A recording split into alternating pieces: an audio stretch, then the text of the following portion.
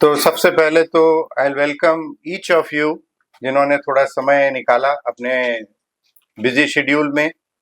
और मैं ये कोशिश करूंगा कि ये समय आपका बजा न जाए और ये किसी न किसी रूप में काम आए जीवन में, और किसी न किसी रूप में कुछ एजुकेशन के कुछ पर्ल्स आप तक पहुंचाने की पूरी कोशिश रहेगी।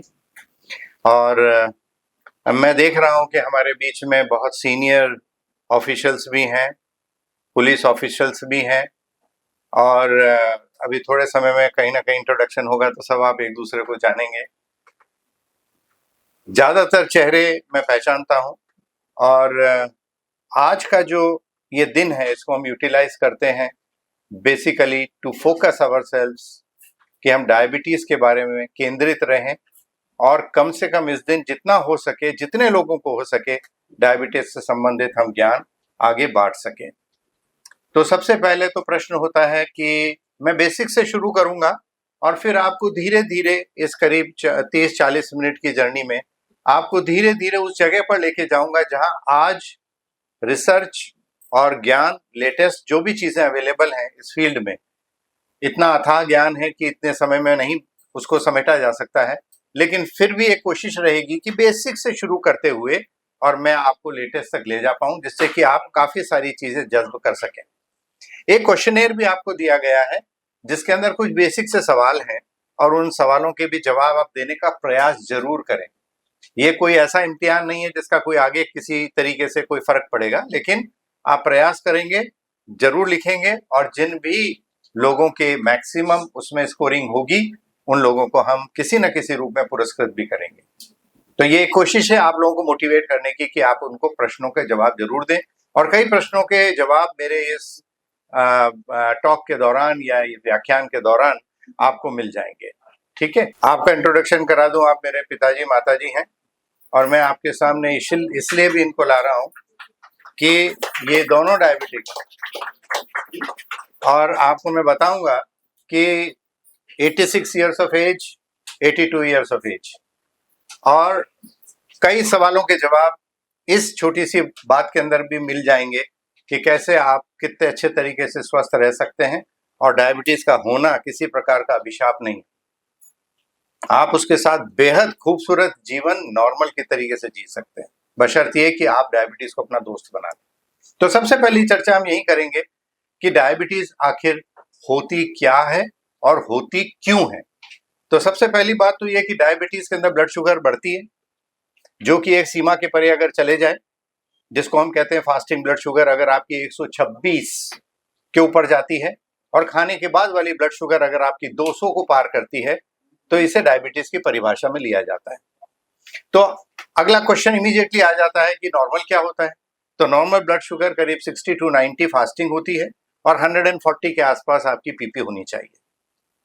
तो आपके दिमाग में आएगा कि फिर इस बीच में लोगों का क्या होगा, जो 100 से लेके 126 तक है, और खाली पेट के खाने के बाद वाला 140 से 199 तक है। ये लोग क्या होते हैं?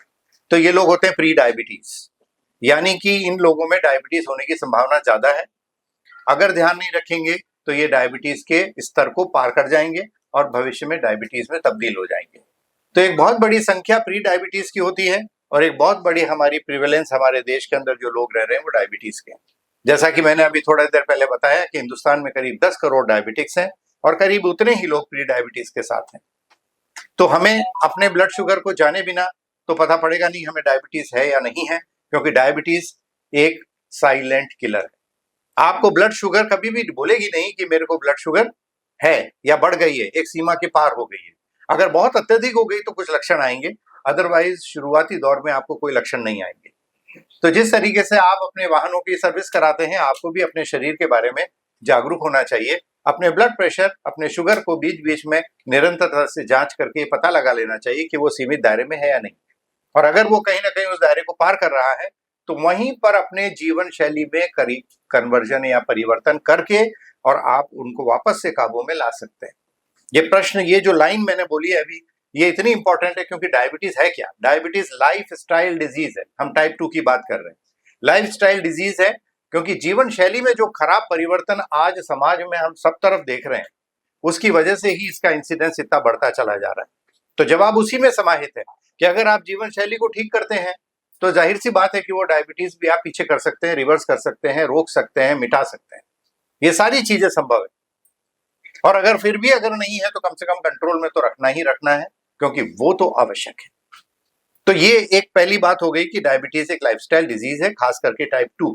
अब कितनी तरह की डायबिटीज होती है? तो टाइप 1 वो डायबिटीज होती है जब आपके बीटा सेल्स जो कि पैनक्रियाज में होते हैं इंसुलिन बनाते हैं, और इंसुलिन अगर पर्याप्त मात्रा में बना रहे हैं तो आपके खाने के पश्चात जो शुगर बन रही है उसको वो कंट्रोल में रखते हैं।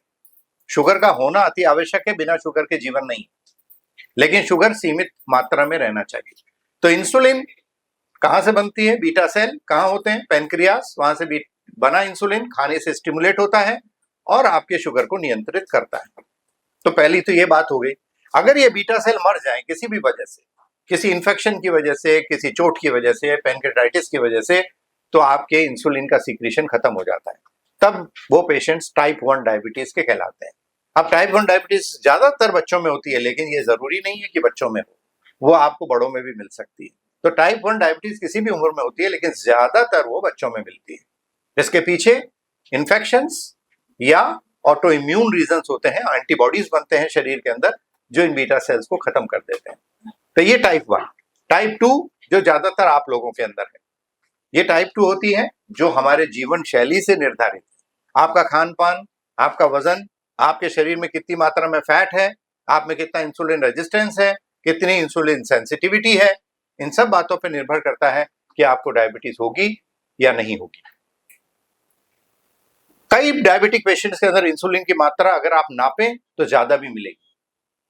तो बड़ी हैरानी की बात है कि ज्यादा है तो फिर डायबिटीज कैसे होगी? तो दूसरा शब्द इसके साथ जुड़ा हुआ है जिसे कहते हैं इंसुलिन रेजिस्टेंस, यानी शरीर के अंदर इंसुलिन तो पैदा हो रही है, बल्कि जरूरत से भी ज्यादा पैदा हो रही है, लेकिन वो काम नहीं कर पा रही है। उसको कोई चीज ऐसी है जो काम नहीं करने दे रही है, इसे इंसुलिन रेजिस्टेंस कहते हैं। तो टाइप 2 डायबिटीज में दोनों बातें हो सकती हैं। आपकी इंसुलिन की मात्रा कम भी हो सकती है, लेकिन वो अक्षम भी हो सकती है, वो काम नहीं कर रही भी हो सकती है। तो दोनों बातों के ऊपर ध्यान देना पड़ता है टाइप 2 में कि सेंसिटिविटी यानी इंसुलिन की काम करने की क्षमता को बढ़ाया जाए और रेजिस्टेंस को कम किया जाए, जिससे कि हम डायबिटिक पेशेंट को कंट्रोल कर पाए।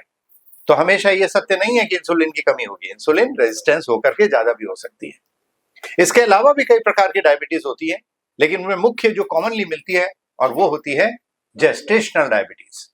अब जेस्टेशनल डायबिटीज का जो उत्पत्ति होती है, जो जन्म होता है, वो प्लेसेंटा के आसपास होता है। प्लेसेंटा यानी जो बच्चे और माँ के बीच का एक अंग है जिसे हम प्लेसेंटा कहते हैं, जो सारे संसाधनों को कंट्रोल करके बच्चे तक पहुंचाता है। उसके अंदर भी कुछ परिवर्तन होते हैं और वो आपके इंसुलिन को काम नहीं करने देते हैं, वहां पर वो रेजिस्टेंस पैदा करते हैं, और तब जाकर के आपके अंदर पैदा होती है एक डायबिटीज जो प्लेसेंटा के बनने के और मैच्योर होने के या काम करने की शुरुआत के आसपास होती है। क्वेश्चन हम बाद में लेंगे, आप नोट कर लीजिए प्लीज। तो प्लेसेंटा जब वो कुछ ऐसे तत्व पैदा करता है जो कि इंसुलिन रेजिस्टेंस डेवलप करता है, तब जाकर के जच्चा के अंदर करीब 20 से 24 हफ्ते के करीब आपको शुगर बढ़ती हुई दिखती है। उसे हम जेस्टेशनल डायबिटीज कहते हैं, जो पहले नहीं थी और अब पैदा हो गई। लेकिन ये ऐसा नेचर ने क्यों बनाया? अब आप कहेंगे प्लेसेंटा, ये क्या बात हो रही है? प्लेसेंटा है और उसके बावजूद भी उसकी वजह से डायबिटीज हो रही है। तो नेचर ने कुछ चीजें बनाई हैं, कुछ जरूरत के लिए बनाई है। बच्चे में इंसुलिन नहीं जाती, आप चाहे जितनी इंसुलिन लगा लीजिए, बच्चे में प्लेसेंटा के थ्रू इंसुलिन नहीं पहुंचता। तो बच्चे में क्या पहुंचता है? उसके जीवन के लिए क्या जरूरत है? बाकी चीजों के अलावा ग्लूकोज। बिना ग्लूकोज के बच्चा जीवित नहीं रह सकता। तो ग्लूकोज बराबर पहुंचता रहे, माँ चाहे खाए या ना खाए, उसके बावजूद भी बच्चे में पर्याप्त ग्लूकोज पहुंचे, इसके लिए क्या जरूरत है? नेचर ने क्या किया? इंसुलिन को कम काम करने योग्य बना दिया। तो ये इंसुलिन रेजिस्टेंस एक नेचुरल व्यवस्था है उस बच्चे को प्रॉपर ग्लूकोज पहुंचाने के लिए, जो कि उन पेशेंट्स में डायबिटीज के रूप में सामने आ जाती है जिनमें पहले से प्री डायबिटीज है या पहले से ही कोई ना कोई ऐसा माहौल शरीर में बना हुआ है जब इंसुलिन का रेजिस्टेंस शुगर को एक जरूरत से ज्यादा लेवल पे ले जाता है, उसे जेस्टेशनल डायबिटीज कहते हैं। तो एक नेचुरल चीज हो रही है शरीर में, लेकिन वो बीमारी के रूप तक आपको पहुंचा देती है। इसके अलावा भी और डायबिटीज होती है। एक देखा होगा उम्र के साथ 80 साल 90 साल के बाद बहुत लोगों को डायबिटीज नजर आती है, हल्की फुल्की, mild age related diabetes, MARD। ये डिजीज ये सबके साथ होगी, क्योंकि उम्र के साथ सारे अंग प्रत्यंग तो शिथिल होंगे, कम होंगे, सुखड़ेंगे, एट्रोफी होगी। तो पैनक्रियास की भी होगी। तो वहां पर कहीं ना कहीं इंसुलिन की तादाद कम होने लगती है, तब वो कहलाती है एज रिलेटेड माइल्ड डायबिटीज या माइल्ड एज रिलेटेड डायबिटीज। तो वो भी एक प्रकार की डायबिटीज है। इसके अलावा कई बार कुपोषण या माल न्यूट्रिशन, उसकी वजह से आपके अंग प्रत्यंग ठीक से काम नहीं कर रहे हैं, तो वो भी एक प्रकार की डायबिटीज होती है। तो डायबिटीज और भी कई तरह की हैं, लाडा है, और भी प्रकार की जेनेटिक डायबिटीज है जो वंशानुगत चल रही होती हैं। लेकिन मुख्य तौर पे आपके लिए सिर्फ इतना ध्यान रखिए, टाइप 1 जो प्रमुखतः बच्चों में होती है, टाइप 2 जो ज्यादातर आप लोगों में होती है, लेकिन आजकल टाइप 2 काफी कम उम्र में भी देखने को मिली। और हम इंडियंस के लिए बहुत जरूरी क्यों है? क्योंकि इंडिया में डायबिटीज आम बाकी जनता जो वेस्टर्न हमारी पॉपुलेशन है उसके तुलना में 10 साल पहले होती है। और जब 10 साल हम ज्यादा डायबिटीज के साथ रहेंगे तो कॉम्प्लिकेशंस भी ज्यादा झेलेंगे। तो हमारे लिए और आवश्यक है कि हमारी डायबिटीज जल्दी हो जाती है, ज्यादा समय तक रहती है, तो कॉम्प्लिकेशंस भी हमें ज्यादा झेलने पड़ते हैं। इसीलिए ये इंपॉर्टेंट है कि हम जल्दी से जल्दी उसको पकड़ लें और जल्दी से जल्दी उसको काबू में कर लें, जिससे कि हम उन कॉम्प्लिकेशंस को टाल सके। तो ये कॉम्प्लिकेशन शब्द जब आया तो इसके लिए क्या बोलेंगे?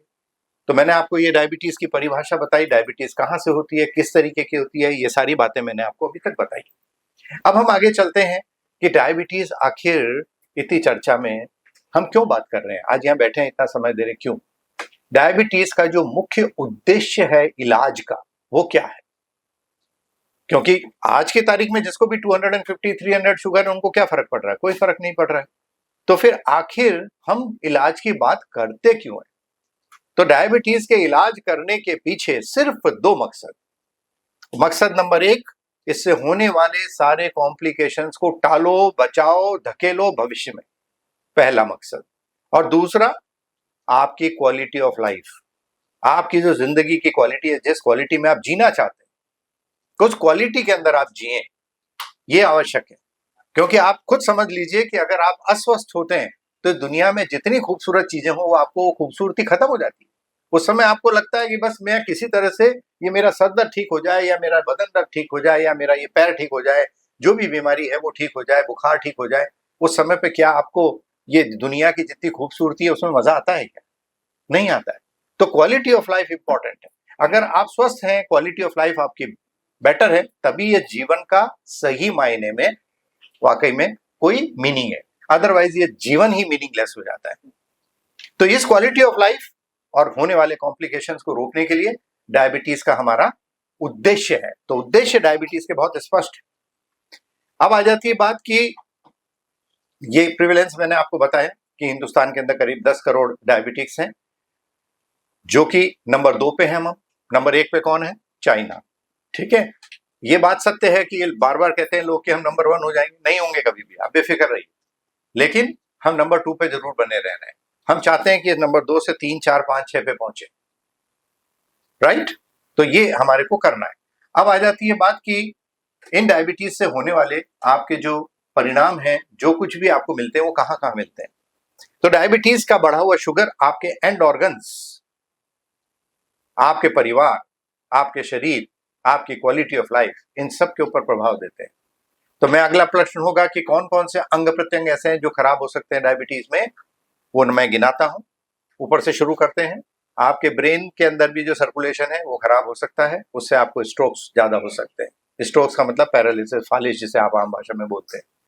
फिर आप नीचे आ जाइए, हार्ट की धमनियां खराब होने लगती हैं, उसमें क्लॉग होने लगती है, सर्कुलेशन कम होने लगता है, तो उसमें अटैक होने लगते हैं, तो ज्यादा हार्ट अटैक होने की संभावना। फिर आती है गुर्दा, दोनों गुर्दे खराब तो आप डायलिसिस, ये वाली नौबत तक पहुंचते हैं। लीवर, उसमें फैट का जमा होता है, तो लीवर के सेल्स बेचारे ठीक से काम नहीं कर पाते, इसे हम लोग कहते हैं फैटी इन्फिल्ट्रेशन डिजीज या MASLD, ये नाम है। लेकिन आपकी भाषा में समझ लीजिए सीधा कि फैट का डिपोजिशन लीवर में, और वहां पर आपके सेल्स ठीक से काम नहीं करते हैं, वहां इन्फ्लेमेशन होने लगता है, वहां पर एक प्रकार का तांडव शुरू होता है। और लीवर, जिसे जिगर कहते हैं, आप लोग अपने दोस्तों को जिगरी कहते हैं। ये जिगरी क्यों बोलते हैं? आप दिल्ली क्यों नहीं बोलते हैं? ब्रेनी क्यों नहीं बोलते हैं? जिगरी बोलते हैं। क्यों? क्योंकि लीवर एक ऐसा ऑर्गन है जिसके बिना आपका ये जीवन का कोई भी मेटाबॉलिज्म पूरा नहीं होता। तो ये लीवर जो सेंट्रल ऑर्गन है, जो दिखता कम है, बातें दिल की बहुत की जाती हैं, लेकिन ये जिगर है जो आपके सारे सिस्टम को संभालता है, आपके खाए हुए को ले जाता है, आप जो भी कुछ डिस्ट्रीब्यूशन कराते हैं शरीर के अंदर उसको मैनेज करता है। अगला क्वेश्चन आ जाता है कि लीवर से ही संबंधित, कि कई लोग ये प्रश्न करते हैं मेरे से कि सर हम तो कुछ ज्यादा मीठा भी नहीं खाते हैं, हम तो शुगर भी नहीं लेते हैं, बहुत कम खाते हैं, फिर भी हमारी शुगर 300 क्यों है? तो इसका प्रश्न का जवाब है कि आपके शरीर में ऊपर वाले ने ये मशीन जो बनाई है ना, बड़ी खूबसूरत बनाई है। आपकी गाड़ी में पेट्रोल ना हो आप चला लेंगे कैसा? आपकी कार के अंदर पेट्रोल नहीं हो आप चला लेंगे? लेकिन ऊपर वाले ने इतना खूबसूरत बनाया ये शरीर कि आप 15 दिन तक मत खाइए फिर भी आप बैठेंगे नहीं, गाड़ी जैसे चलती नहीं वैसे आप चलेंगे, बिल्कुल चलेंगे। तो ये क्यों चल पाते हैं? क्योंकि लीवर आपका जनरेट कर रहा है ग्लूकोज कंटिन्यूअस 24 आवर्स, और उसे कहते हैं ग्लूकोनियोजेनेसिस। नियो वर्ड इसलिए है कि वो किसी भी चीज से ग्लूकोज बना लेता है। उसको फैट मिले तो ग्लूकोज बना दे, प्रोटीन मिले तो ग्लूकोज बना दे, ग्लूकोज मिले तो ग्लूकोज बना दे, कार्बोहाइड्रेट दे दीजिए, चावल खा लीजिए, ग्लूकोज बना दे। आप इतनी खूबसूरत देख सकते हैं कि फैक्ट्री बन रही हो किसी के अंदर की यूरिया बनाना है तो कुछ और चीज डाल दें यूरिया बने, ऐसा नहीं होता है ना। लेकिन लीवर के अंदर ऐसा होता है। तो लगातार ग्लूकोज की उत्पत्ति होती रहती है और इस शरीर को बचाने के लिए एक सीमा तक आप कुछ भी ना खाइए तो भी आपका ग्लूकोज बना रहता है। और फिर देखिए खूबसूरती, आपकी गाड़ी में एक रिजर्व होता है और यहां भी ऊपर वाले ने एक रिजर्व दे रखा है। बाय द वे लीवर भी कम पड़ जाए तो एक सेकंड ऑर्गन है किडनी, गुर्दा, ये भी 15% ग्लूकोज बनाता है। तो एक तरफ लीवर और दूसरी टंकी किडनी, और ये आपको लगातार ग्लूकोज की सप्लाई देने के लिए बने है ना। एक खूबसूरत शरीर। कितनी बार आप सोचते हैं इन बातों के बारे में कि 2 दिन आपने फास्ट किया, वो 15 दिन फास्ट किया, निर्जला उपवास किया, और उसके बावजूद भी 3 दिन आपकी गाड़ी से पेट्रोल निकाल दीजिए चलेगी, मगर आप 15 दिन कुछ मत खाइए तो भी चलेगा। तो ये सिस्टम दे रखा है और यही रीजन है कि लगातार ग्लूकोज की उत्पत्ति होती रहती है और डायबिटिक पेशेंट्स में ऐसा ज्यादा होता है। इसलिए ग्लूकोज खाली आपके खाने से नहीं बन रहा है, खाने से उसके ऊपर प्लस हो रहा है। खाना जी, एक एग्जाम्पल दे रहे हैं। हमारे यहाँ 9 दिन तक आदमी ने उपवास किया, पानी पिया, फिर भी चल गया और न तो कोई चीज खाया, उसके बाद भी स्वस्थ रहा। बढ़िया, यही मैं आपसे कह रहा हूँ। तो शरीर के अंदर ये सिस्टम बना हुआ है, इनबिल्ट है, और इस इनबिल्ट सिस्टम को आप समझेंगे कि ये जब गड़बड़ होने लगता है, ज्यादा ग्लूकोज बनाने लगता है, तब हमारे डायबिटिक पेशेंट्स में ऐसा ज्यादा होता है। इसलिए वो शुगर बिना खाए भी आपको बढ़ा हुआ दिखेगा, और जो हम खाते हैं वो उसके ऊपर ऐड होता है, क्योंकि सप्लाई तो हमें शरीर को देनी है रेगुलर बेसिस के ऊपर, शरीर को अगर चलाना है तो अगला अंग जो खराब होते हैं वो खराब होता है आपका गुर्दे के बाद में पैरों की नसें, पैरों का ब्लड सर्कुलेशन, स्किन, ये सारे अंग प्रत्यंग हैं जो कि धीरे धीरे करके डायबिटीज में खराब होने लगते हैं। अब इनको हम अपनी भाषा में जब बात करते हैं तो 2 तरह के मानते हैं, माइक्रोवैस्कुलर कॉम्प्लिकेशन, मैक्रोवैस्कुलर कॉम्प्लिकेशन। आप उस चर्चा में मत जाइए, लेकिन सबसे इंपॉर्टेंट बात यह है जो आप सबको जानना पड़ेगा, ज्यादातर डायबिटिक पेशेंट्स इस दुनिया से जाते हैं तो किस कॉम्प्लिकेशन की वजह से जाते हैं? अब यहां मेरा प्रश्न है, जो कोई भी पूछ के बताए, जो जिसको बोलना है एक लाइन में जवाब दे। Yes, BP, right. 3-4 सवाल आए, बट उन्होंने जो जवाब दिया वो करेक्ट है। 70% to 80% of diabetic patients will die of heart attack, right? ये याद रख लीजिए आप। अब यहां मैंने ये क्वेश्चन ही क्यों पूछा, ये इसलिए पूछा कि कई बार आपने देखा होगा कि 50 साल का व्यक्ति है, उसको सडनली गए हो जाता है, हमारे अस्पताल में भी हो जाता है। ये इसलिए होता है क्योंकि हार्ट की धमनियों के अंदर, आर्टरीज के अंदर लगातार धीरे धीरे करके कोलेस्ट्रॉल, डायबिटीज के अधिक होने की वजह से अंदर की जो लाइनिंग होती है, जो ऊपर वाले ने बहुत खूबसूरत एंडोथेलियल लाइनिंग बनाई है, वो खराब होने लगती है, और जो भी कोलेस्ट्रॉल आपका है वो उसके अंदर घुसता चला जाता है, और उस आर्टरी की जो खुलापन है, जो उसका रास्ता है, वो धीरे धीरे सिकुड़ने लगता है और बंद होने लगता है। इसे हम एथेरोस्क्लेरोसिस कहते हैं। और जब ये अवरुद्ध होने लगते हैं, धीरे धीरे करके 50, 60, 70, 80 तक पहुंचते हैं, तब तक भी कोई तकलीफ नहीं, लेकिन अचानक से एक छोटा सा क्लॉट आता है, उस 90% वाले पे बैठता है और अचानक से एक अटैक होता है और पेशेंट, अगर बड़ी आर्टरी में अटैक हो गया, सप्लाई हार्ट को प्रॉपर नहीं मिली, तो 2 मिनट के अंदर पेशेंट इस दुनिया से चले जाता है और आपको लगता है ये हार्ट अटैक हुआ। लेकिन हार्ट अटैक क्यों हुआ, उसके पीछे जिम्मेदार 80% पेशेंट्स के अंदर डायबिटीज होती है। अभी एक सज्जन थे, आप में से हैं कि नहीं, उन्होंने पूछा था कि सर ये कोलेस्ट्रॉल की दवा मैं क्यों खाऊं, मैंने तो मैं कोलेस्ट्रॉल ठीक चल रहा है मेरा। हम लिखते हैं और वो लेते नहीं, हम लिखते हैं और वो कोलेस्ट्रॉल की दवा लेते नहीं। इधर इधर इधर। सो डायबिटीज के ट्रीटमेंट में कोलेस्ट्रॉल का ट्रीटमेंट, डायबिटीज के ट्रीटमेंट में कोलेस्ट्रॉल का ट्रीटमेंट हमेशा जोड़ना आवश्यक है। इस बात को प्लीज आप सब लोग सुन लें और उस दवा को बंद मत करिए जिसके बारे में व्हाट्सएप में बहुत ऊटपटांग लिखा जाता है। ये एक षड्यंत्र है। कौन षड्यंत्र? इतनी बड़ी दुनिया में कोई घर में बैठ के षड्यंत्र कर लेगा एक दवा के प्रति और मान लेंगे सब लोग? ऐसा नहीं है। वो भ्रामक प्रचार के चक्कर में मत रहिए और उस चक्कर में लोग बाग अपना नुकसान कर बैठते हैं।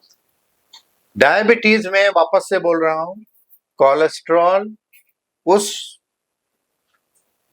आर्टरी के दीवार में घुसाने में डायबिटीज सहायक होती है, एंडोथेलियल लाइनिंग खराब करती है और जितना भी कोलेस्ट्रॉल घूम रहा है वो नॉर्मल घूम रहा है, वो भी अंदर जाता है। इसलिए नियम बना हुआ है कि जितना एलडीएल कम कर सके, जितना टोटल कोलेस्ट्रॉल कम कर सके उतना बेहतर। जितना आप कम सर्कुलेशन में रखेंगे उतनी आपके हार्ट अटैक और ब्रेन अटैक होने की संभावना कम होगी। और सन 2024 ये गाइडलाइन के मुताबिक जो पहले लेवल 100 के नीचे था 70 के नीचे आया। आज ऐसे पेशेंट जिनमें पहले से थोड़ी बहुत प्रॉब्लम हो भी चुकी है या ब्लड प्रेशर भी है, उनको एलडीएल 55 के नीचे रखने की बात की जा रही है। ये गाइडलाइन बोल रहा हूं मैं अकेला अपना कोई पक्ष नहीं रख रहा हूं आपके सामने।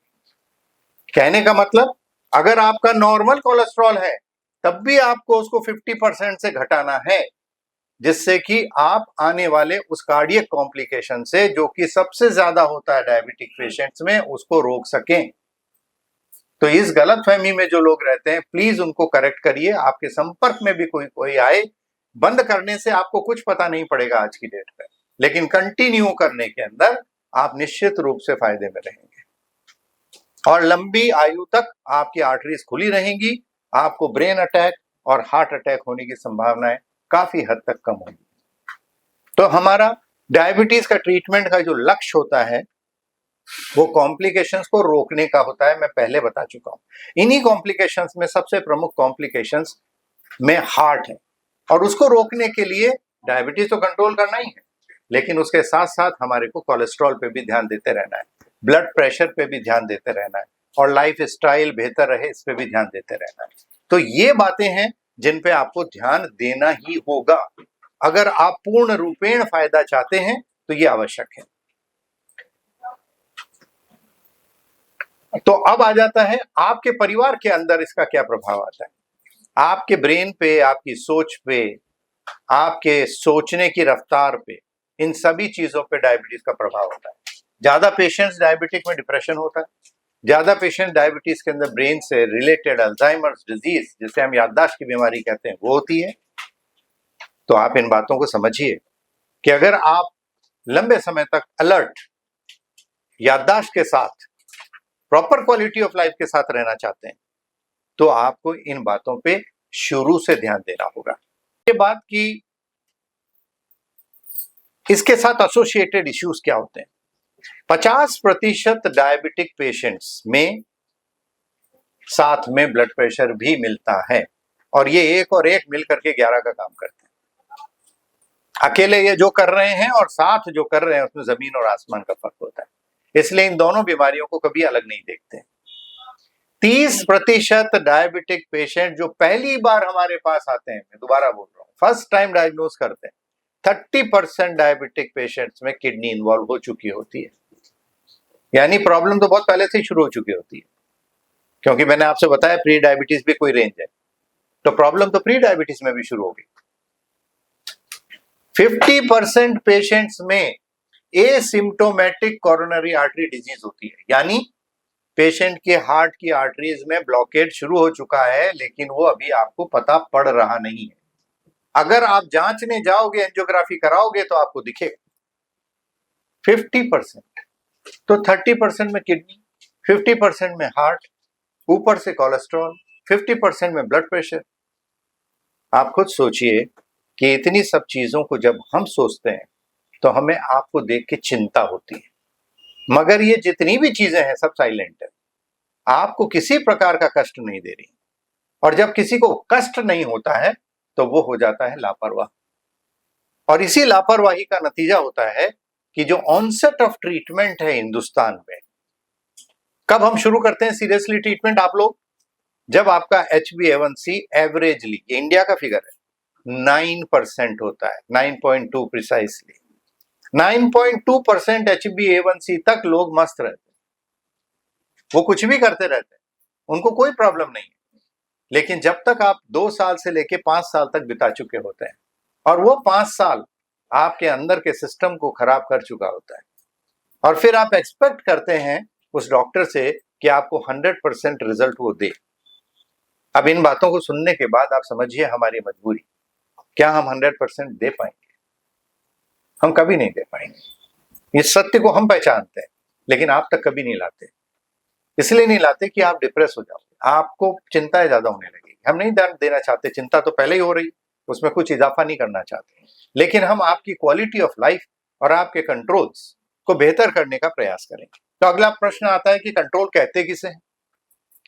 तो जो आज टारगेट्स हैं 2024 की हम बात कर रहे हैं, तो जो कंट्रोल्स हैं वो हम HbA1c की बात करेंगे। तो HbA1c एवरेजली, आसान चीजें मैं पहले बोलूंगा, फिर डिफिकल्ट चीजें बाद में। HbA1c should be around 7। ठीक है, अब थोड़ी देर पहले मैंने बताया था 6.5 पे हम डायबिटीज घोषित करते हैं, और HbA1c का टारगेट आपको 7 देते हैं। तो इसका मतलब 7 पे तो कुछ ना कुछ गड़बड़ पहले ही हो रही है, फिर भी हम आपको गड़बड़ पे छोड़ देते हैं। तो गड़बड़ पे इसलिए छोड़ देते हैं क्योंकि 7 के नीचे ले जाने पर एक समस्या शुरू हो जाती है, जिसे कहते हैं हाइपोग्लाइसीमिया। जितने भी लोगों, कितने लोगों को यहाँ हाइपोग्लाइसीमिया हुआ है, यानी शुगर का एकदम अत्यधिक लो हुआ हो? कोई भी एक जना हाथ उठाइए। एक दिन हुआ, एक दिन हाइपोग्लाइसीमिया हुआ। लेकिन लकीली खैर मेरे ट्रीटमेंट में रहने वालों को हाइपोग्लाइसीमिया कम होता है, क्योंकि मैं पहले दिन से उस चीज को सोच के चलता हूँ।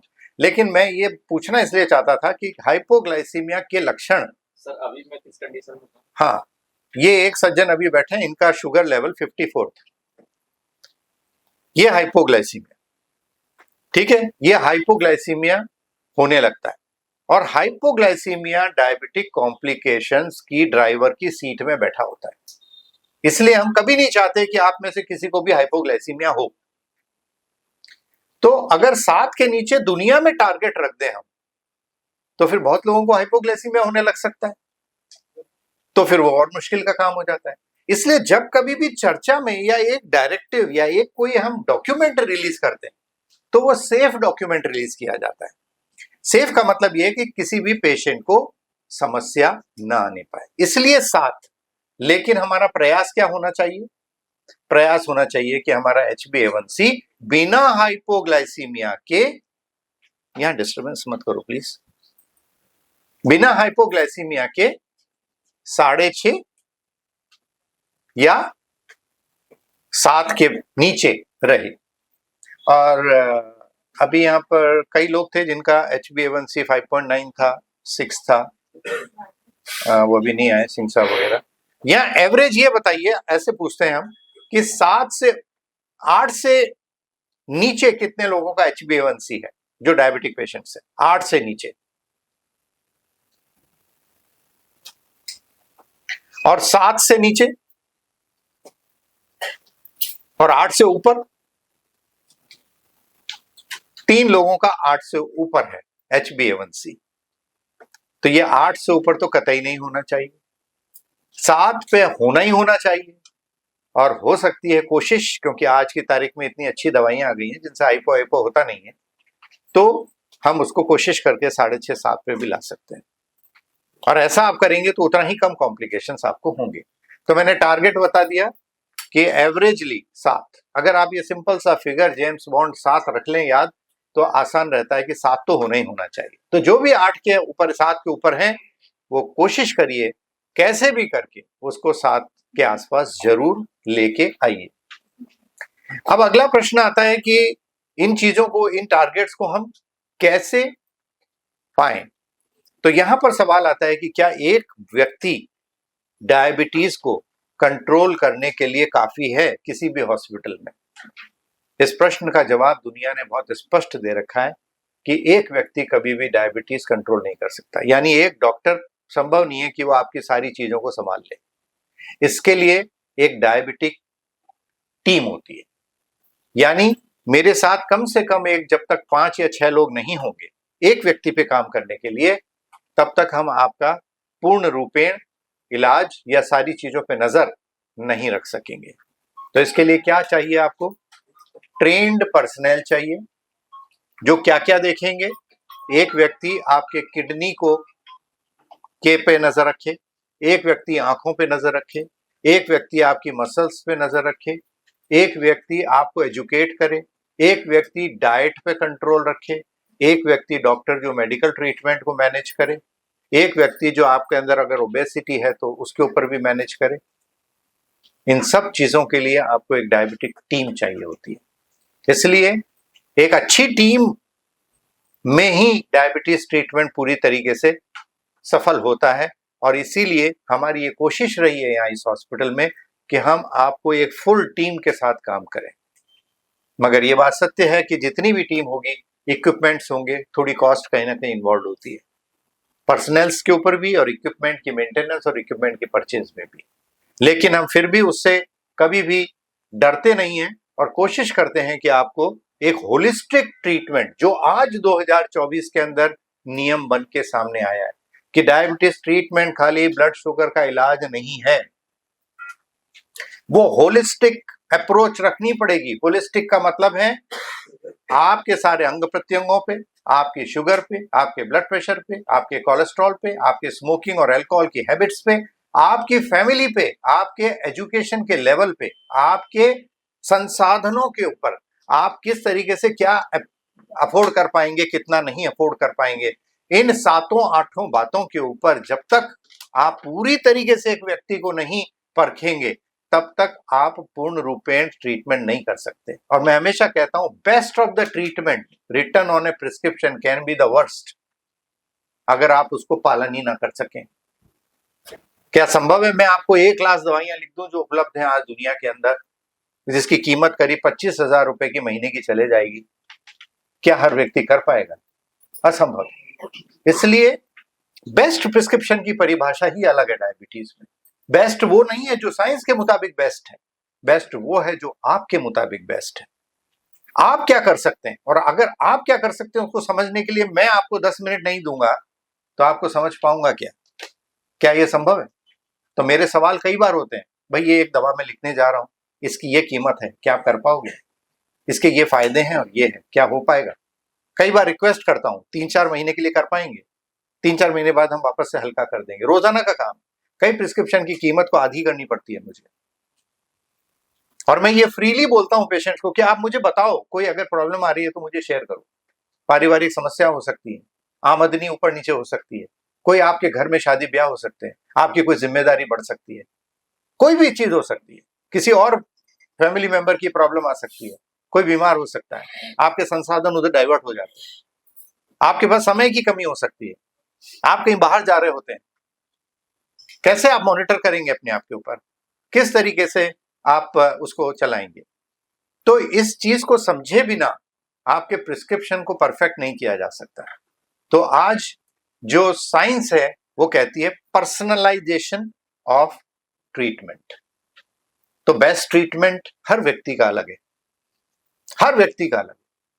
कोई सक्षम है, फाइनेंशियली बहुत ज्यादा सक्षम है, उसके लिए हम वो भी लिख सकते हैं जो बहुत बेहद महंगा है, और जो बिल्कुल भी नहीं कर सकता इलाज तो उसका भी करना है। तो एक और शब्द है जिसे कहते हैं equity of care. Equity of care का मतलब कि समाज में सभी तबके के लोग हैं, सभी को हक है कि उनका डायबिटीज का ट्रीटमेंट हो, सभी को हक है उनका ब्लड प्रेशर भी ठीक हो, सभी को हक है उनकी प्रिवेंशन के लिए काम किया जाए। लेकिन वो इक्विटी ऑफ हेल्थ केयर दें कैसे आपको? तो बिना समझे तो नहीं हो सकता है। तो उसमें सरकार की तरफ से सहयोग हो या डॉक्टर की समझ के प्रति सहयोग हो, दोनों ही बातें इंपॉर्टेंट है।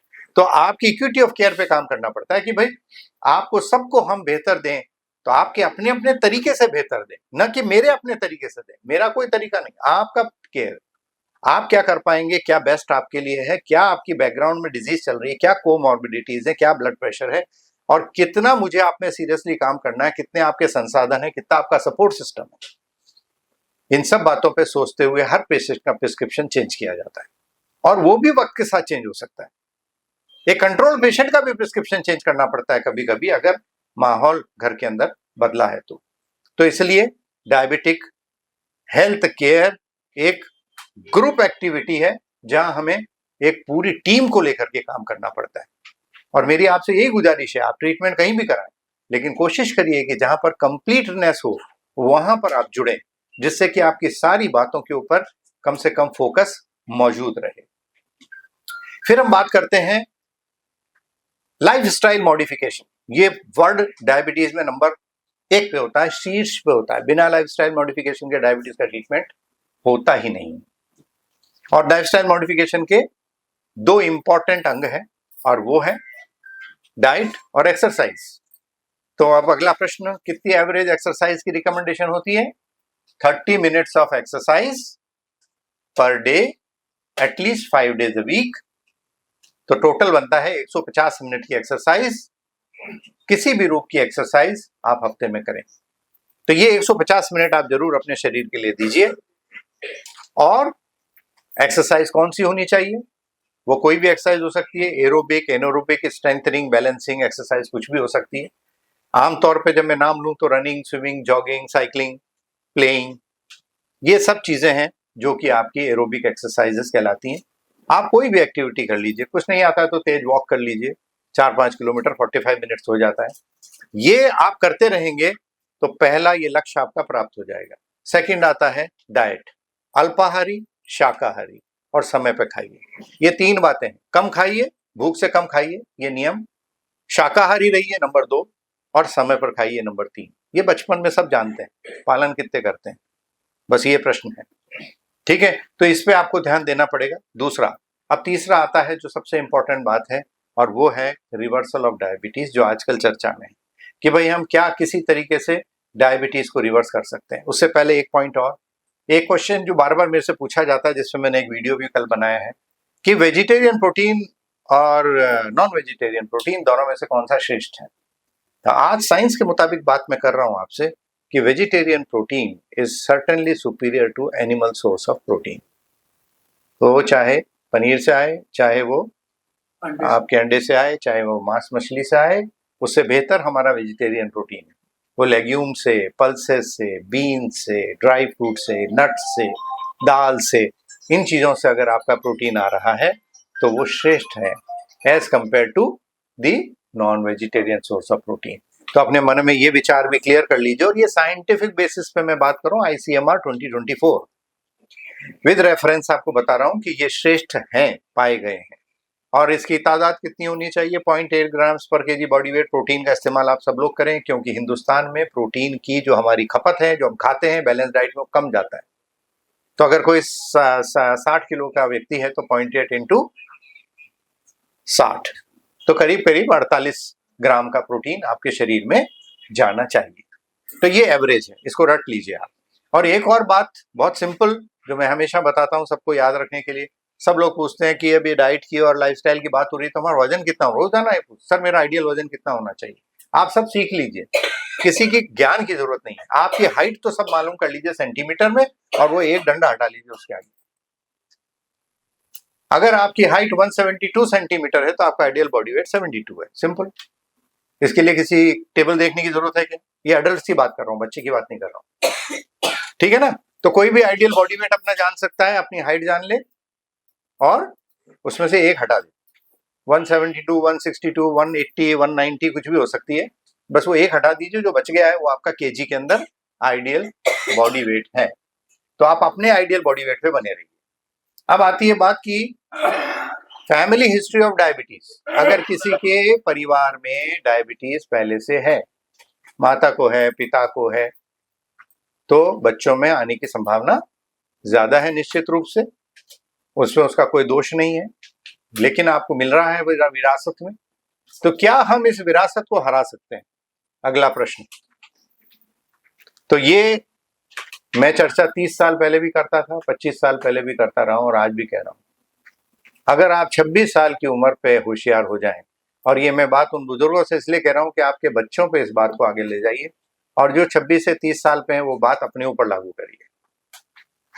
अपने आइडियल बॉडी वेट पे बने रहिए, अपने फैट को कंट्रोल में रखिए, तो आप डायबिटीज के इस वंशानुगत जो दोष आपको मिल गया है उसको भी हरा सकते हैं। अच्छी बात है ना? तो अगर आप अपने बच्चों में ये ज्ञान दे दें कि भाई 26-30 साल पे तक ठीक है, जो करना है कर लिया, उसके बाद में बेटा जो आइडियल बॉडी वेट है उस पर बने रहना और अपनी मसल्स को बचाए रहना। और मसल्स कैसे बच सकती हैं? क्या सलमान खान कसरत ना करे तो उसकी वैसी मसल दिखेंगी क्या? दिखेंगी क्या? नहीं दिख सकती। तो आपको अपनी मसल्स के लिए कसरत करनी पड़ेगी। तो बच्चों को खेलने कूदने दीजिए भाई, वो ज्यादा जरूरी है, जीवन में आगे वही काम आता है। ये ज्ञान जो है ना, ये सब टेम्परेरी है। जीवन 60 साल के बाद जो शुरू होता है वो आपको वाकई में टेस्ट करता है कि आपने 50 से 60 साल पहले किया क्या था, और तब वो 60 से लेके और जो भी जीवन आपका बचा है वो कैसा बीतेगा, वो उन्हीं बातों पर निर्भर करता है। और वो 60 साल पे जगने में थोड़ा मुश्किल होता है, तो बेहतर है कि उनको जगाइए 26 से 30 साल की उम्र में। और एक मजाक में एक बात कहता हूं मैं कि शादी होती है ना सबकी, तो उनको कहिए शादी वाला सूट जो होता है उसको बचा के रखें, और हर साल एक बार उसमें घुस के देख लें और उससे बाहर न जाएं। ठीक है? अगर आप ऐसा कर लेंगे तो विश्वास करिए वो सूट आपकी जिंदगी बनाए रहेगा। विश्वास करिए, इस बात को करके देख लीजिए, मैंने तो किया है, आप भी कर लीजिए। ठीक है? और ये आज ये बातें, कई बार पर्सनल बातें हम लोग कभी स्टेज पे नहीं करते हैं, लेकिन मैं आज इसलिए कर रहा हूं कि मैंने आपसे थोड़ी देर पहले कहा था कि 87 years, 82 years, 84 years and I am 62 years. हाँ, मैं बाद में देता हूँ। And I am 62 years, right? Still defeated diabetes till now. अब ये बात इंपॉर्टेंट क्यों है? डायबिटीज को, आपके शरीर को खराब करने के लिए भी समय चाहिए। आज किसी का ब्लड शुगर 250 हो जाए तो क्या आज उसकी गुर्दे खराब हो जाएंगे? नहीं होंगे। कितना समय चाहिए? कम से कम 15 से 20 साल, 25 साल चाहिए। अगर कोई व्यक्ति 65 साल तक डायबिटीज ना हो और फिर हो भी जाए तो क्या फर्क पड़ता है?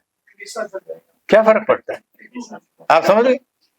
तो आपका जीवन तो सुखमय हो गया ना, आप बच गए। उसके बाद हो भी जाए, अंततोगत्वा मैंने बताया, जिसके कोई परिवार में नहीं उसको भी होगी, लेकिन वो उतनी चिंताजनक नहीं होती। इसीलिए हम एल्डरली पॉपुलेशन को आज की तारीख में अलग से देखते हैं। Those who are more than 75 years of age, हम उनको अलग तरीके से देखते हैं। वंस अगेन फिर वापस मैं उसी पॉइंट पे आ रहा हूं, पर्सनलाइजेशन। हम 75 साल से 80 साल के लोगों के लिए हमारी थोड़े मापदंड ढीले होते हैं। हम वहां पर बहुत ज्यादा टाइट फाइट नहीं करते। उनके पैरामीटर्स देख लिए, किडनी ठीक है, ये ठीक है, वो ठीक है, सब ठीक है भाई, ठीक है, थोड़ा बहुत आपने ऊपर नीचे भी खा लिया, पी लिया, तो हमें पता है कि उसका जीवन पे कोई खास प्रभाव नहीं पड़ेगा। तो वहां पर हम थोड़े लिबरल हो जाते हैं। और आज साइंस भी यही कहती है 2024 कि एल्डरली पॉपुलेशन को थोड़ा सा ईज में रखिए, उनको बहुत टाइट मात्रा में। ये जो 7 गोल, 6.5 गोल मैंने आपको बताया, ये उन लोगों के लिए नहीं है। तो जो लोग भी 80 साल के प्लस हैं उनके लिए हम थोड़े से रिलैक्स रहेंगे। वहां पर 8 भी चल रहा है, नो प्रॉब्लम, कोई बात नहीं। आप मोटा मोटा कंट्रोल रखिए, आप अपने एंड ऑर्गन्स पे ध्यान दीजिए और कंट्रोल करते हुए आगे चलते रहिए। कोई बहुत ज्यादा आपको परिवर्तन करने की जरूरत नहीं है। तो अब आज ये बात, कुछ नई चीजों की चर्चा अब हम करें। क्योंकि बेसिक्स से लेकर के मैंने आपको डायबिटीज से जुड़ी हुई समस्याओं को, जुड़ी हुई बीमारियों को बताने का प्रयास किया है। कोलेस्ट्रॉल के बारे में मैंने आपसे चर्चा करी है जो बहुत इंपॉर्टेंट है, हार्ट हेल्थ के बारे में मैंने आपसे चर्चा करी है, और फैटी लीवर के बारे में मैंने आपसे चर्चा करी है। अब आ जाती है बात कि हम इसके ऊपर कहाँ जाएंगे। इसके ऊपर बात आ जाती है कि हमारे पास आज साइंस ने क्या परिवर्तन किया है और डायबिटीज के क्षेत्र में किस प्रकार के बदलाव आज देखने को मिल रहे हैं। विश्वास करिए कि पिछले 40 साल से मैं डायबिटीज से रूबरू हूं, और जितना परिवर्तन पिछले 10 साल में हुआ है उतना पिछले 30 क्या पिछले 60 साल में भी नहीं हुआ था। जिस प्रकार कम्युनिकेशन में बहुत तेजी से चेंज हुआ है, ठीक इसी प्रकार डायबिटीज में भी बहुत तेजी से चेंज हुआ है। तो आज नई नई बातें सामने आ गई हैं, मैं वो बातें भी आपको ब्रीफ में बताना चाहूंगा जिससे आप अपडेटेड रहें कि क्या चीजें नई आने वाली हैं और क्या चीजें आ चुकी हैं। पहली चीज से टेक्नोलॉजी की बात करते हैं। तो आज टेक्नोलॉजी, साइंस इतनी तेजी से बढ़ रही है, आर्टिफिशियल इंटेलिजेंस इतना तेजी से बढ़ रहा है, तो क्या वो डायबिटीज उससे अछूती रह सकती है? नहीं रह सकती। तो अब जो सेंसर्स हैं हमारे पास में, डायबिटीज को लगातार मॉनिटर करने के लिए आर्टिफिशियल सेंसर्स अवेलेबल है, जो कुछ नहीं, एक बटन के रूप में यहाँ पर लग जाते हैं, चिपका दिए जाते हैं। आप अपना नॉर्मल क्रियाकलाप जिंदगी का करते रहते हैं, चलना फिरना, घूमना, खाना पीना, ना डांस करना, नहाना, खेलना, ऑफिस जाना, सब कुछ चलते रहता है, और वो सेंसर आपका ब्लड शुगर को लगातार नापता रहता है। आप मोबाइल के जरिए उसको 100 बार देखना चाहे, 1000 बार देखना चाहे, आप निरंतरता से देख सकते हैं। प्लस आपका डॉक्टर उससे कनेक्टेड रहता है और आपके ब्लड वैल्यूज को आपका डॉक्टर भी लगातार देखता रहता है। तो ये जो चीज है, अब ये लाइव है, ये आप देख रहे हैं। एक सज्जन है जितेंद्र कपूर, जिनका 14 तारीख का ब्लड शुगर लेवल आपको इस वक्त का मैं दिखा पा रहा हूं। पेशेंट या नहीं है, पेशेंट कहाँ है मुझे नहीं पता, लेकिन उनका ब्लड शुगर वैल्यूज आपको यहाँ दिख रहा है और ये इस वक्त का दिख रहा है। तो ये चीज आज की तारीख में अवेलेबल है। ये टेक्नोलॉजिकल एडवांसमेंट्स हैं जिनसे हम व्यक्ति दुबई चले जाए। अभी एक सज्जन दुबई जा रहे हैं, मैंने कहा आप सेंसर लगा के चले जाइएगा, कोई टेंशन नहीं है, पीछे कुछ होगा हम आपसे संपर्क में आ जाएंगे। तो आप जाइए, 14 दिन के लिए चले गए, 14 डेज। ये सेंसर इंडिया में जो अवेलेबल है वो 14 दिन काम करते हैं। विदेश में उसी कंपनी का सेंसर 90 दिन का अवेलेबल है, अभी इंडिया में अवेलेबल नहीं है। और वक्त के साथ आप देखेंगे कि पूरे साल लगने वाला सेंसर भी आ जाएगा, जो कि इम्प्लांट किया जाएगा। एक छोटे से चीरे के साथ उसको अंदर डाल दिया जाएगा, वो अंदर ही रहेगा और आपको लगातार ब्लड शुगर की वैल्यूज देता रहेगा बिना किसी प्रिक के। तो पहला एडवांसमेंट तो टेक्नोलॉजिकल नापने में आ गया। इसे क्या कहते हैं? इसे कहते हैं कंटिन्यूअस ग्लूकोज मॉनिटरिंग। ठीक है, तो ये लगातार 24 घंटे करता रहता है, वो अपने आप नापता रहता है। इससे हमें पेशेंट जब सो रहा होता है, वो जो सुबह का शुरू की लाइन का वक्त है वो रात का वक्त है, तो ये 12 बजे से शुरू होती है ये लाइन और रात के 12 बजे तक जाती है। प्रतिदिन का दिख रहा है आपको, तो ये लाइव है। तो ये इस तरीके की चीजें आज हमारे पास में अवेलेबल हैं, जिनसे कि हम ये पता लगा सकते हैं कि पेशेंट किस तरीके से कब चल रहा है। तो ये बहुत सारे पेशेंट्स हैं जिनको कि हम लाइव देखते हैं, किसी भी वक्त हम देखते रहते हैं। एक दूसरा व्यक्ति है सपोज, और इससे फायदा क्या होता है?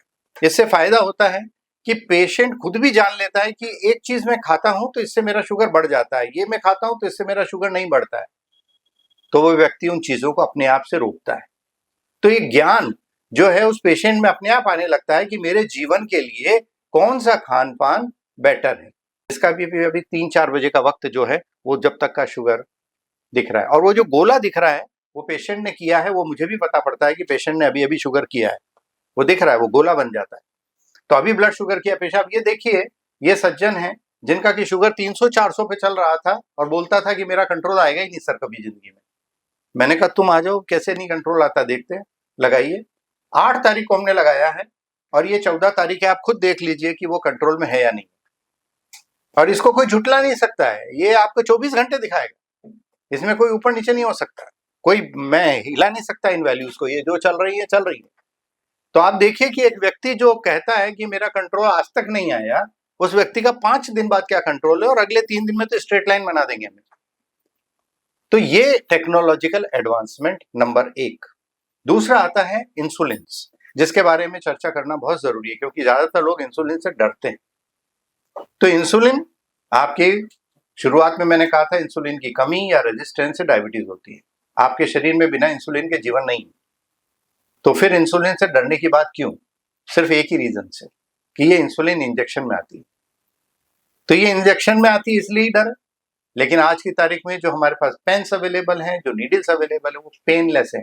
यहाँ पर कोई जना इंसुलिन लगा रहा है? आप लगा रहे हैं? सर पेन वेन होता है क्या? नहीं होता है। ये लगा रही है बरसों से। कोई पेन होता है क्या? कोई लगाने में तकलीफ होती है क्या? आप ये देखिए। नहीं, ठीक है। तो आप बैठाइए, थोड़ा व्यवस्था कर दिए बैठने की।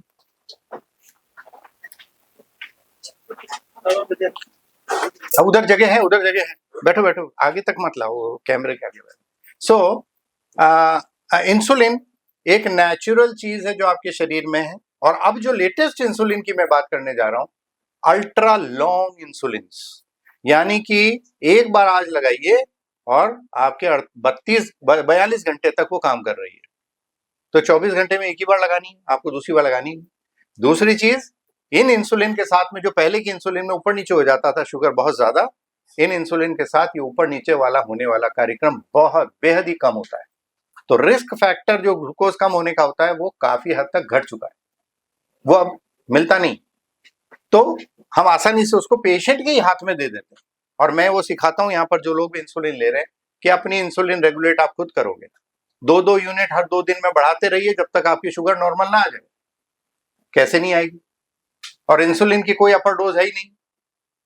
मुझे ये सोचना ही नहीं है कभी, जैसे पैरासीटामोल में भी सोचते भैया 3 से 4 गोली ज्यादा मत खाना, और यहाँ तो आप मर्जी जितनी लगाइए, आप बढ़ते रहिए जब तक आपकी शुगर कंट्रोल ना आ जाए। तो आपके हाथ में आपका खुद का पावर है, एम्पावरिंग द पेशेंट। तो ये कब हो सका? जब अल्ट्रा लॉन्ग इंसुलिन हमारे पास अवेलेबल है। दूसरा ये, और अब आपकी जानकारी के लिए, once in a week insulin बन चुकी है। नाम उसका आइकोडेक है और उस कंपनी के एक रिप्रेजेंटेटिव यहाँ मौजूद हैं। तो ये नोवो से है, और नोवो वो कंपनी है जिसने इंसुलिन की इजाद करी थी आज से करीब 101 साल पहले। और आज हमारे पास में once in a week insulin icodec के नाम से भी उपलब्ध होगी, जो कि आपको अगले साल मोस्ट लाइकली मिल जाएगी। ठीक है, और रिसर्च के लेवल पे हम उसको आज भी यूज कर रहे हैं, मेरे पास अवेलेबल है फॉर रिसर्च पर्पस। अब आप सोचिए, हफ्ते में एक बार लगा लीजिए, काम खत्म। कितना आसान है, पेन है ही नहीं। इससे बेहतर क्या हो सकता है? ये टेक्नोलॉजिकल एडवांसमेंट आपको इंसुलिन के अंदर मिला है, लगाने वाली डिवाइस में मिला है कि इतनी बारीक नीडल बनती है, वर्ल्ड की सबसे थिनेस्ट नीडल से, जो कि पेन देती ही नहीं। तो ये आपका इस तरफ एडवांसमेंट। अब दवाई के ऊपर आ जाइए। इंसुलिन तो एक चीज हो गई, लेकिन इसके पैरेलल हमारे शरीर में कुछ और हार्मोन्स भी बनते हैं, कुछ पेप्टाइड्स बनते हैं, जो कि आपके इंसुलिन को सीक्रेट कराते हैं, स्टिमुलेट करते हैं। इंसुलिन भी बनेगी तो कौन बनाएगा? कोई सिग्नल देगा तभी तो बनेगा इंसुलिन। पेनक्रियास बैठा है, वो अपने आप से कैसे इंसुलिन बना देगा? उसको कोई आदेश देगा तब इंसुलिन बनेगी। तो जो आदेश देने वाला तत्व है उसे GLP-1 कहते हैं। और आज साइंस में, दुनिया में सबसे ज्यादा धमाल अगर किसी तत्व ने कर रखी है डायबिटीज सेगमेंट में, तो वो है GLP-1 रिसेप्टर एनालॉग। हम इंडिया में उसको, मैं करीब 7-8 साल से, जब से आए हैं तब से यूज कर रहा हूं। कई अनेक लोगों को उसका फायदा मैंने दिया है, और थोड़ा महंगा है, वो एक अलग बात है। और सबसे खूबसूरत बात, उनमें से एक ओरल यानी मुंह से खाने के रूप में भी अवेलेबल है, वो इंजेक्शन में भी नहीं है। एक ही अवेलेबल है जो मुंह से खाने योग्य है, बाकी सब चीजों को इंजेक्शन के रूप में दिया जाता है। अब उसके भी आगे की स्टेप जो आने वाले समय में आप देखेंगे, और वो है कि इनमें भी GLP और GIP वाले कॉम्बिनेशन, जो आपको नहीं समझ में आए मत समझिए, लेकिन ये भी अवेलेबल हो जाने वाले हैं अगले 1-2 साल के अंदर। इंजेक्शन के रूप में होंगे, कुछ हफ्ते में एक बार वाले होंगे, कुछ डेली वाले होंगे। इसका एडवांटेज क्या है कि एक तो ये शुगर आपकी हाइपोग्लाइसीमिया जिसे लो करते हैं वो बेहद ही कम करते हैं, तो एक टेंशन खत्म, शुगर लो होने वाला। दूसरा, आपके शरीर के गलत फैट को ये हटाने में सक्षम है, मोटापे को ये घटाने में सक्षम है। और ये कितना आवश्यक है? ये आवश्यक इसलिए है क्योंकि मोटापा डायबिटीज की जननी है। तो मोटापा क्या है? मोटापा मीन जो फैट सेल है, जो फैट सेल्स होते हैं, ये फैट सेल्स आपके बेसिकली डायबिटीज को पैदा करने में या इंसुलिन रेजिस्टेंस को पैदा करने में ये आपके बेसिक रोल अदा करते हैं। तो अगर जननी डायबिटीज की अगर मैं कहूं कि जननी कौन है डायबिटीज की, तो आप कह सकते हैं वो फैट सेल है, यानी आपके चर्बी के सेल्स, कोशिकाएं, वो जननी है।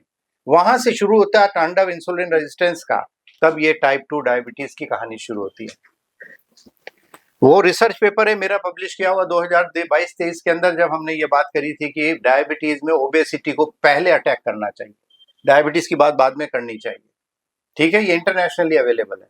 आज 2024 के अंदर नीचे लिखा हुआ है कि दुनिया ने इस चीज को मान करके इस लाइन को लिख दिया गया है कि weight management should be the primary target for diabetes, यानी वजन के ऊपर और फैट सेल के ऊपर कंट्रोल करना पहला ध्येय होना चाहिए टाइप 2 डायबिटीज के लिए। ठीक है, तो अब आपके शरीर में जितना गलत फैट है उससे मुक्ति पाइए। और ये जो कॉम्बिनेशन ऑफ ड्रग्स अवेलेबल हो जाने वाली हैं और कुछ ओरल अवेलेबल हैं, ये आपके गलत फैट सेल्स को शरीर से हटाने में सक्षम है और 20-20 किलो तक वजन कम करने में सक्षम है। तो सोचिए, अगर किसी व्यक्ति का अगर 180 किलो 120 किलो का है और वो अगर 80 किलो पे आना चाहता है, 20% अगर उसका वेट कम हो जाता है, तो आप सोचिए उसका जीवन ही बदल जाता है। और ऐसे एक व्यक्ति को मैं अभी आपके सामने पेश करूंगा, जो क्या थे और क्या हैं वो अभी आपको दिखाऊंगा। थोड़ी देर में आ रहे हैं, उनको बुलाया है मैंने। और ऐसा करने से होता क्या है? ऐसा करने से होता है रेमिशन इन डायबिटीज। एक शब्द है, ध्यान से सुनिएगा, एक शब्द है डायबिटीज को मिटाना, एक शब्द है डायबिटीज को पीछे कर देना या छुपा देना। तो जो मिटाने वाला तो दुनिया में अभी कोई ताकत बनी नहीं, लेकिन रेमिशन के लिए ताकत अवेलेबल है। रेमिशन इन डायबिटीज यानी कि आप अब नॉर्मल लेवल में चल रहे थे और आपको हमने नॉर्मल लेवल में लाके खड़ा कर दिया। हो सकता है भविष्य में डायबिटीज फिर आ जाए, दस्तक दे सकती है, वो द्वार पे खड़ी, लेकिन हम उसको कम से कम अभी गायब कर सकते हैं। इसे रेमिशन कहते हैं। और ये रेमिशन हम आसानी से प्राप्त कर सकते हैं अगर हम गलत फैट को आपके शरीर से हटा पाए। और उसको हटाने के लिए ये नई दवाइयां, जो टर्जिपेटाइड और जो अभी आपकी क्रैगलिन लिंकटाइड, ये दवाइयां आने वाले समय के अंदर आपको मिलेंगी, 1-2 साल के अंदर, और ये इंजेक्शन के रूप में होंगी, ये टैबलेट के रूप में नहीं होगी। टैबलेट के रूप में एक ही दवा अवेलेबल है जो आज भी अवेलेबल है हमारे साथ। तो ये आपके गलत वजन को कम कर सकती है। जहां आपने वेट मैनेजमेंट कर लिया, और जो मैंने अभी थोड़ी देर पहले कहा था 26-30 साल पे शादी के समय पे ये हिदायत जरूर दीजिए, बेटा ये सूट के बाहर मत जाना यार, अभी तुम्हारी शादी, वजन बढ़ाओगे अब तुम, वो मत बढ़ने देना। अगर आप उस पर काबिज रहेंगे, वजन को कंट्रोल रखेंगे, विश्वास करिए, आप न सिर्फ डायबिटीज बल्कि अपने अंदर होने वाले 40 से 50% ऐबों से दूर रहेंगे।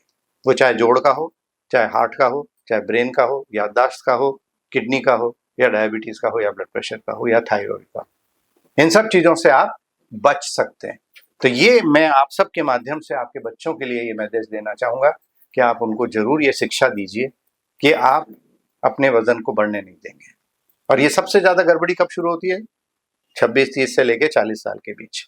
बस वही समय है जब सब लोग अगर संभल जाएं तो ये आपको बेहतर तरीके से जीवन में ले जा सकती है। दूसरा एडवांसमेंट जो मैंने फार्माकोथेरेपी में कहा, और वो है आज की तारीख में हम पहले दिन से वो दवाइयां दे सकते हैं जो किडनी, हार्ट को बचा सकती हैं। ये अवेलेबल है और हम रात दिन इसका प्रयोग कर रहे हैं। आज भी मैंने किसी एक व्यक्ति को लिखा है, तो ऐसा ही कुछ लिखा है कि भाई अभी हम कन्वेंशनल दवा नहीं दे रहे, हम आपको वो दवा दे रहे हैं जिससे दोनों काम एक साथ हों। तो अब दवाई का देने का तरीका ही बदल गया है 2024 में, 2023 में, कि हम जो जिस ढंग से पहले प्रैक्टिस करते थे अब उस ढंग से प्रैक्टिस ही नहीं करते हैं। अब हम बिल्कुल एक विचित्र, एक अलग तरीके से प्रैक्टिस करते हैं, जहां हमको पहले दिन से हमें पेशेंट का हार्ट को बचाना है, पहले दिन से किडनी को बचाना है, पहले दिन से वेट पे काम करना है, पहले दिन से आपके हमें बाकी और कॉम्प्लिकेशंस हैं उनको कंट्रोल करके चलना है। तो मूलभूत परिवर्तन 2024 में ट्रीटमेंट में क्या हुआ है? Patient centric approach, an approach to take care of the complications of diabetes. और when to start early. Late शुरू करने पे वो फायदे नहीं मिलेंगे आपको शुरू पहले दिन से करना, जिससे कि आप 20 साल बाद उसका परिणाम पा सकें, आज नहीं। और फिर एक बात जो बहुत इंपॉर्टेंट है और वो मैं चर्चा में लाऊंगा, और वो चर्चा में इसलिए लाऊंगा क्योंकि मेरे सामने विद्याशंकर जी हैं जो एक सीनियर गवर्नमेंट ऑफिशियल थे, और मैं आज चाहूंगा सर 1 मिनट के लिए आप खड़े हो जाइए।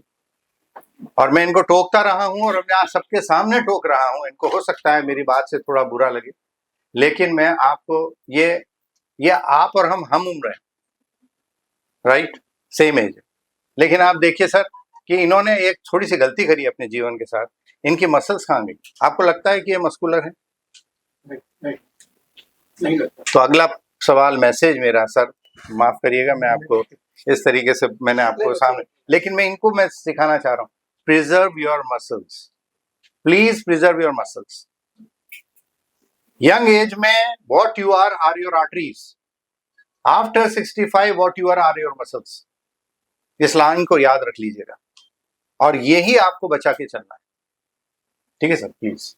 तो आप को मैं आजकल प्रेरित कर रहा हूं, आप लगे रहिए, फिजियोथेरेपी करिए, आप प्रोटीन इंक्रीज करिए, आप डायबिटीज पे कंट्रोल करिए, लेकिन मसल ठीक करिए। आई एम आफ्टर हिम, इनको हम ठीक करके छोड़ेंगे, मतलब ये कि इनके अंदर मसल कहीं ना कहीं हमें बिल्ड करके छोड़ना। मसल्स को कैसे ठीक करेंगे सर मसल को ठीक करने के लिए 2 ही तरीके हैं, 98 में एक्सरसाइज। सर अब कहाँ है मेरे पास? नहीं, वही मैं बता रहा हूँ। अब आपकी बात का प्रश्न का जवाब मैं थोड़ा डिटेल में दे देता हूँ। पैदा करें मसल्स, हाँ, कैसे करें कैसे? मैं वही बता रहा हूँ। तो सर 2 बातें हैं यहाँ पर, आपका प्रश्न बहुत जायज है और खास करके 90 ईयर्स पे अगर कोई क्वेश्चन कर रहा है तो एक डिफिकल्ट टाइम है, लेकिन फिर भी मैं आपको वो साइंस बताता हूँ जो मसल के पीछे चलती है, और इसको आप अपने जीवन में जरा टटोल के देखिएगा कि जो मैं बोल रहा हूँ ऐसा ही होता है कि नहीं।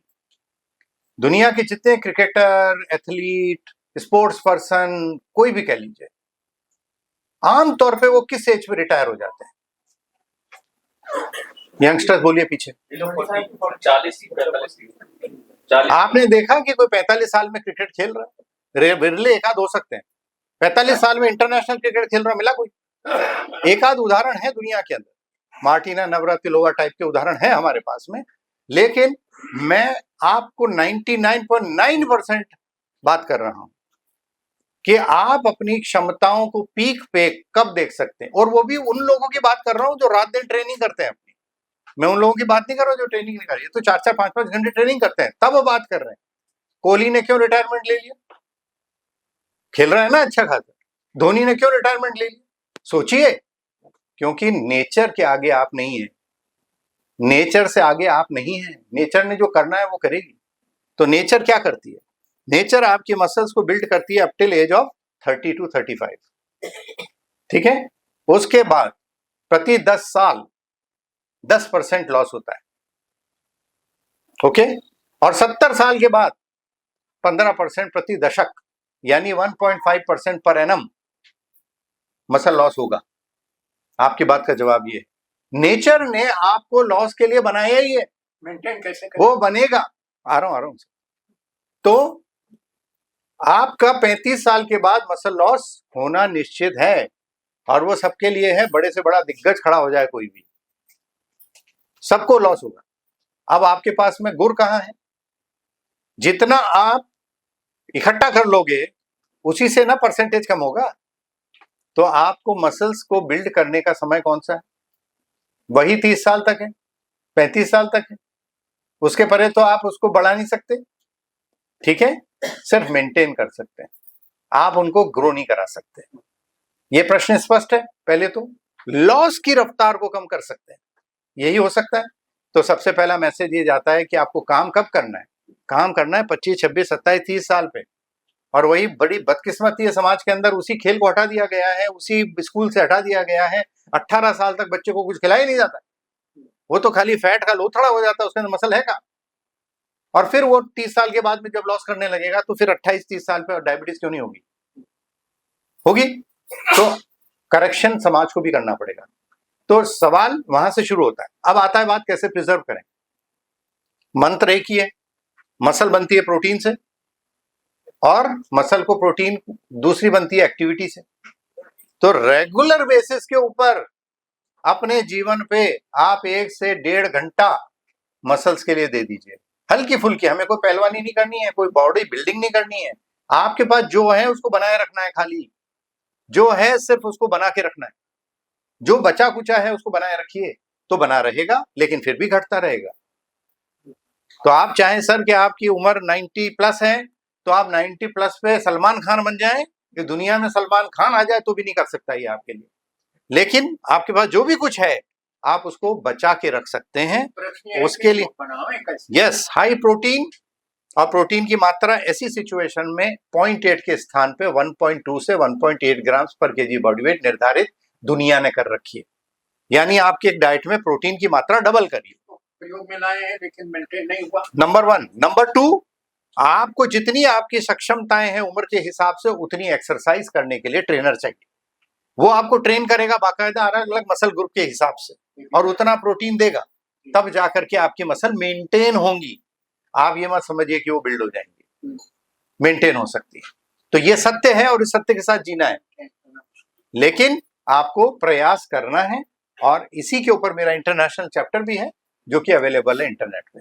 तो बात ये कि मसल इंपॉर्टेंट पार्ट है जिसको हम अक्सर भूल जाते हैं, इसको मत भूलिएगा, क्योंकि ये भी डायबिटीज के बैकग्राउंड में चल रही है।